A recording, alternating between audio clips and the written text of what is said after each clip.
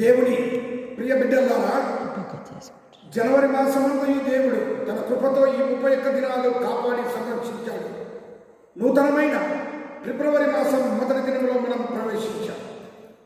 మరి గడిచిన దినంలో కాపుదలగా ఉన్నటువంటి దేవుడు నిన్ను నన్ను అడుగుతున్న ప్రశ్న ఒకటే: పరలోకము కావాలనా, పాతాళము కావాలనా? పరలోకము కావాలి అంటే ప్రభువు మాటను వింటూ పరిశుద్ధతను కాపాడుకుంటూ పవిత్రంగా జీవించి ప్రభువుతో ఉంటే పరలోకము వెళతాం. పాతాళము కావాలి అంటే లోకంలో ఉన్న వాటిని ఆశపడుతూ శరీర ఆశలను తీర్చుకుంటూ పాతాళానికి వెళతాం. నువ్వు పాతాళానికి వెళితే నీ దేవుడు బాధపడతాడు. ఎందుకనగా నిన్ను పరలోకము చేర్చడానికే పరలోకం నుండి భూమి మీదికి వచ్చి ఆ నిత్యరాజ్యమైన పరలోకంలో చేర్చడానికి ఆయన సిద్ధంగా ఉన్నాడు. కాబట్టి నీవు పాపములో ఉండి పాతాళంలో పడి మరణించిన దేవుడికి ఇష్టం కాదు కనుక నువ్వు పాతాళంలోకి వెళ్ళకుండా పరలోకానికి వెళ్ళ